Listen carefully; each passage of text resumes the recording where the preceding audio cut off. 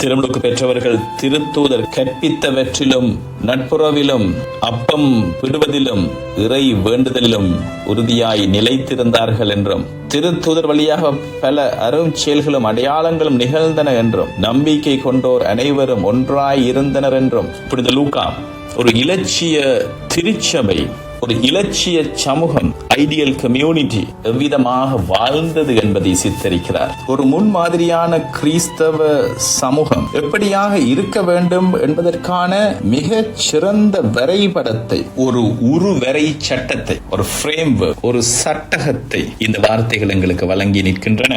அது கிறிஸ்தவர்களின் அன்றாட வாழ்விலும் உறவுகளிலும் அவர்களுடைய பொருளாதாரத்திலும் ஒரு புரட்சியை ஏற்படுத்தியது என்பதை காட்டவே லூக்கா இதனை பதிவு செய்கிறார்.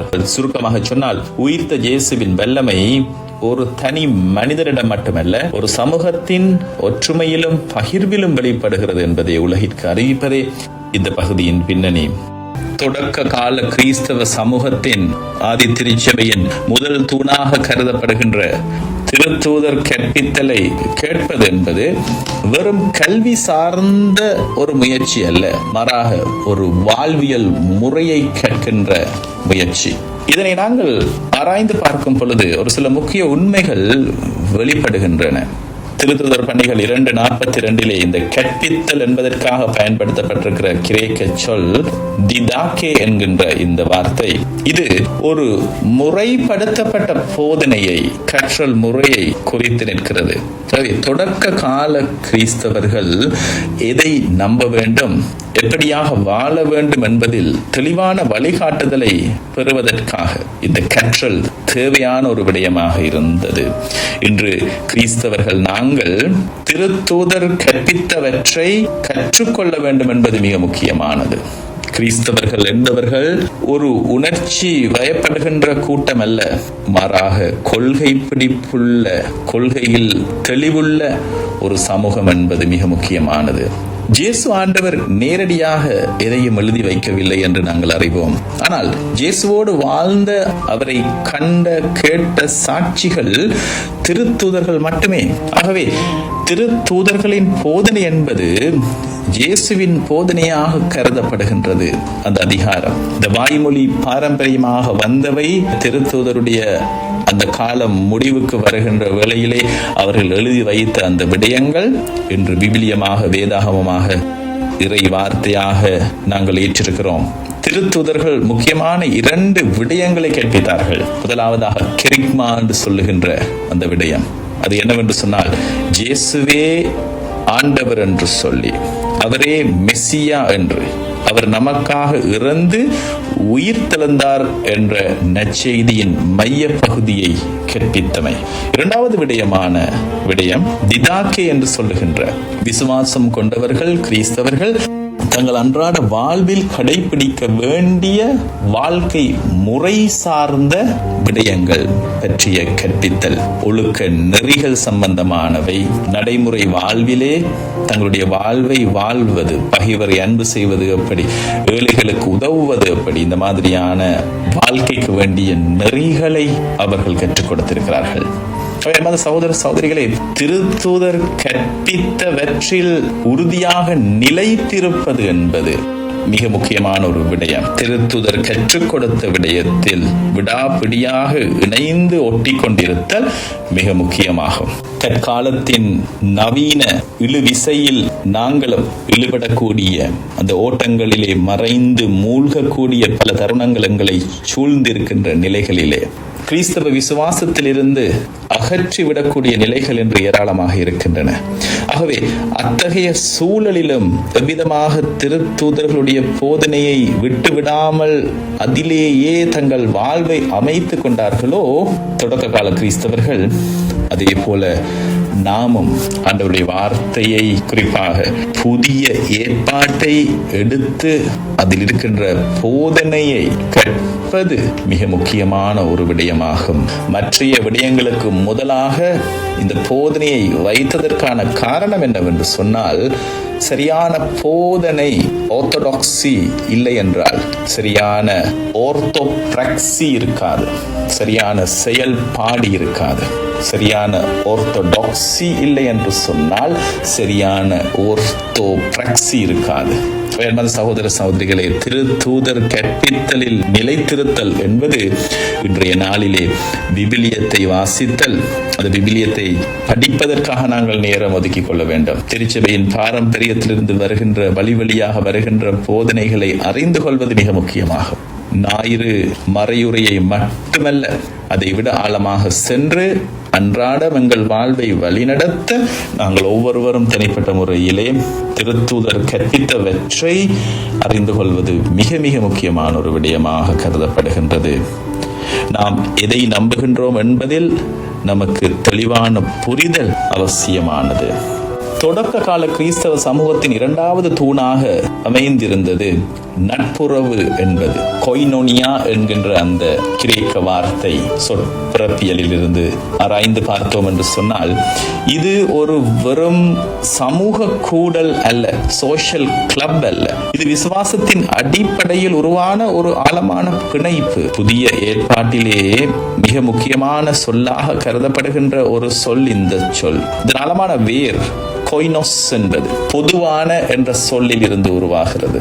அதாவது தனித்தனியாக இருந்தவர்கள் தங்களுக்குரிய அனைத்தையும், தங்களுடைய நேரம், உழைப்பு, சொத்து, விசுவாசம், இவை அனைத்தையும் ஒன்றாக இணைப்பதே கொய்னோனியா, கூட்டுறவு, ஒன்றிப்பு என்ற இந்த வார்த்தைகளினுடைய தொடக்கம். ஒருவரிடம் அதிகமாக இருப்பதும் இன்னொருவரிடம் குறைவாக இருப்பதும் கடவுளின் திட்டமல்ல என்பதை உணர்ந்து உபரியாக இருந்தவற்றை தானாக முன்வந்து பகிர்ந்து கொண்டார்கள். ஆலயங்களில் மட்டுமல்ல, ஒவ்வொருவரின் வீடுகளிலும் இந்த நட்புறவு வளர்ந்தது.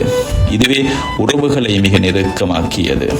நட்புறவு என்பதனுடைய இறையியல் பொருள் என்பந்த சகோதர சகோதரிகளே, தூய பவுல் பின் நாட்களில் இதனைத்தான் கிறிஸ்துவின் உடல் என்ற உருவகத்தின் மூலம் விளக்குகிறார். உடலில் ஒரு உறுப்பு வலித்தால் மற்றைய உறுப்புகளும் வருந்தும். அதுபோலவே ஒரு விசுவாசி துன்பப்படும் பொழுது முழு சமூகமும் அந்த துன்பத்தை பகிர்ந்து கொள்வதுதான் உண்மையான கொய்னோனியா.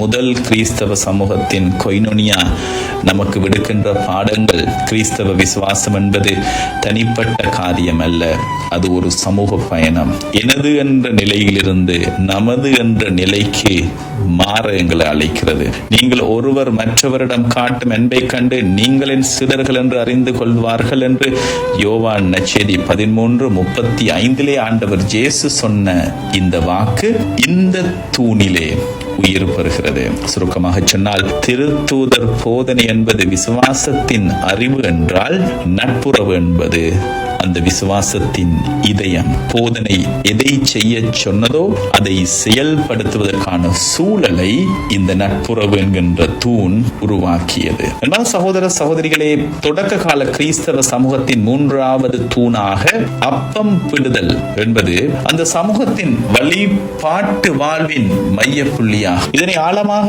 ஆய்வு செய்யும் பொழுது இது வெறும் உணவை பகிர்ந்து கொள்ளும் செயல் அல்ல, மாறாக ஒரு புதிய உடன்படிக்கையின் கொண்டாட்டம் என்பது புலப்படும். சொற்பிறப்பியலிலே கிரேக்க மொழியில் கிளாசிஸ்டுவோ அர்த்துவோ என்ற இந்த வார்த்தைகள் பயன்படுத்தப்பட்டிருக்கிறது.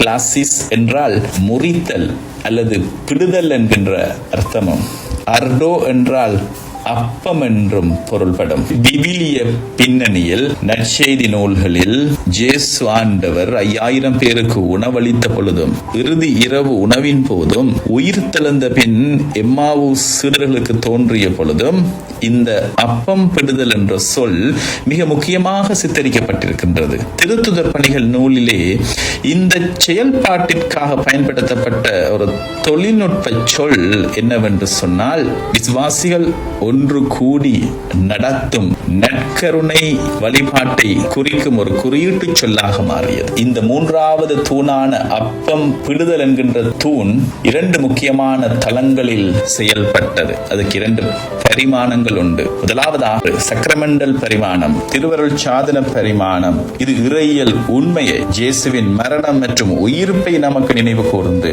நாங்கள் கொண்டாடுகின்ற இந்த பாஸ்கா பலியை நமக்கு நினைவூட்டுவது மட்டுமல்ல, அதை உண்மையாகவே கொண்டாடுகின்ற ஒரு உறுதியான அனுபவம். இந்த அப்பத்தை பிட்ட பொழுது இயேசுவின் உடல் சிலுவையில் நமக்காக பலியிடப்பட்டது என்பதையும், அப்பம் பகிரப்பட்ட பொழுது உயிர்த்த ஆண்டவர் தங்களோடு இருக்கிறார் என்கின்ற அந்த விசுவாசம் உறுதிப்படுத்தப்பட்டது என்பதன் கொண்டாட்டம் அது. இரண்டாவது, சமூக பரிமாணம். அந்த காலத்திலே ஒரே அப்பத்தில் இருந்து பிட்டு உண்பவர்கள் அனைவரும் ஒரே குடும்பத்தை சேர்ந்தவர்கள் என்பதனுடைய அடையாளமாக கருதப்பட்டது. இது ஏழை பணக்காரன் என்ற பிரிவினையை உடைத்தது.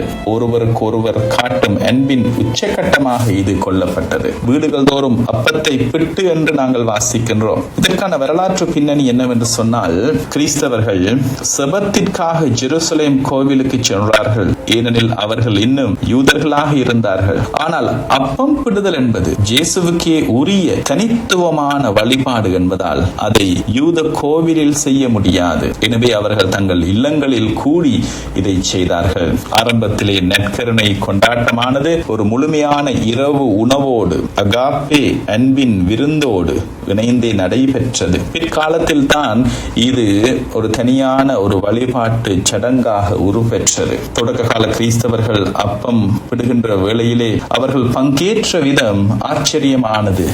பேருவகையும் எளிய உள்ளமும் கொண்டவர்களாக அவர்கள் பங்கேற்றார்கள். இந்த அப்பம் பிடுகின்ற யூக்கரிஸ்டிக் செலிப்ரேஷன் என்பது ஒரு துக்ககரமான சடங்கு அல்ல, மரணத்தை வென்ற ஆண்டவரின் வெற்றி கொண்டாட்டமாக கருதப்பட்டது. இந்த அப்பம் பிடுதல் என்பதனுடைய ஆழமான செய்தி என்னவென்று சொன்னால், இது ஒரு சடங்காக முடிந்து விடுவதல்ல, மாறாக அப்பம் பிடப்பட்டு பகிரப்பட்டது போல ஒவ்வொரு கிறிஸ்தவர்களும் தங்கள் வாழ்வை பிறருக்கு பிட்டு பகிர தொடங்கினார். நற்கருணை வாழ்வு என்பது பீடத்திலே பிடப்படுகின்ற அப்பம் போல சமூகத்திலே பல சூழலிலே பகிரப்படுகின்ற அன்பாக மாறிய. பீடத்தில் கண்ட கிறிஸ்துவை அவர்கள் தங்கள் வாழ்க்கையில், குறிப்பாக மிகவும் நொறுங்குண்ட நிலைகளில் இருந்த மக்களிடம் கண்டார்கள். இன்னும் அழகாக சொல்ல வேண்டும் என்று சொன்னால், திருத்தூதர் போதனை அடித்தளம் என்றால் நட்புறவு அந்த சமூகத்தின் அமைப்பை போன்றது. அந்த அமைப்பிற்கு உயிர் கொடுத்து அவர்களை கிறிஸ்துவோடு இணைக்கின்ற ஆன்மீக இதயமாக இந்த அப்பம் பிடுதல் அமைந்திருக்கிறது. தொடக்க கால கிறிஸ்தவ சமூகத்தின் நான்காவது தூணான இறை வேண்டல் என்பது அந்த சமூகத்தின் சுவாசப்பை போன்றது. போதனை, நட்புறவு, அப்பம் பிடுதல் ஆகிய அனைத்தையும் ஒன்றித்து அவற்றிற்கு தெய்வீக ஆற்றலை வழங்கியது இந்த இறை வேண்டல் தான். அன்பர்களே, இதனை ஆழமாக நாங்கள் பகுப்பாய்வு செய்யும் பொழுது கிரேக்க வார்த்தையான ப்ரோஷுகே என்பது திருத்துதர் பணிகள் 2:42 பன்மையில் குறிப்பிடப்பட்டுள்ள இறை வேண்டலின் 2 தளங்கள் என்னவென்று சொன்னால், சமூகமாக இறை வேண்டல் செய்வது. அவர்கள் ஒரே மனதோடு கோவிலில் தவறாது கூடி வந்தார்கள். ஒரே சமூகமாக இணைந்து சபித்தார்கள். ஒருவர் மற்றவருக்காக சபித்தார்கள். குறிப்பாக துன்பங்கள், அச்சுறுத்தல்கள், முக்கியமான தேவைகள் வந்த பொழுது அவர்கள் ஒன்றாக இணைந்து சபித்தார்கள். இரண்டாவது வகையான இறை வேண்டல் தனிப்பட்ட மற்றும் குடும்பமாக இறை வேண்டல் செய்தார்கள். செபம் என்பது ஆலயத்தோடு முடிந்து விடுவதல்ல, அது அவர்கள் வாழுகின்ற வீடுகளுக்குள்ளும் பரவியது. ஒவ்வொரு இல்லமும் ஒரு குட்டி திருச்சபையாக மாறியது. உயிர்த்த ஆண்டவர் தங்களுக்கு அளித்த மீட்பிற்காக அவர்கள் இடைவிடாது நன்றி செலுத்தினார்கள். தூய ஆவியாரின் துணையை வேண்டி மன்றாடினார்கள். பரிந்துரை செபம் செய்தார்கள். குறிப்பாக துன்புற்றவர்களுக்காகவும் நோயாளிகளுக்காகவும் பல்வேறு வகைகளிலே உதவி தேவைப்பட்டிருந்தவர்களுக்காகவும் ஒருவருக்காக ஒருவர் உருக்கமாக செபித்தார்கள். இறை வேண்டலின் விளைவாக பல அரும் செயல்களும் அற்புதங்களும் நிகழ்ந்தன. மற்ற தூண்களைப் போலவே இந்த செபத்திலும் அவர்கள் உறுதியாய் நிலைத்திருந்தார்கள். இறை வேண்டலின் விளைவைத்தான் நாங்கள் இந்த வார்த்தைகளிலே காண்கிறோம். மக்கள் அனைவரிடமும் அச்சம் நிலவியது. நாமும் திருச்சபையிலும், அன்பியங்களிலும், குடும்பங்களிலும், தனிப்பட்ட முறையிலும் செபிக்க அழைக்கப்படுகின்றோம். ஒருவர் மற்றவருக்காக செபிப்பதென்பது இறை வல்லமை எங்கள் வாழ்வில் செயல்படுவதற்கான அடித்தளம். இந்த 4 தூண்களும் ஒன்றிணைந்த பொழுது உள்நோக்கிய வாழ்வும் வெளிநோக்கிய சான்றும் வழங்கப்பட்டிருக்கின்ற ஆழமான வாழ்வியல் அழைப்பாகும்.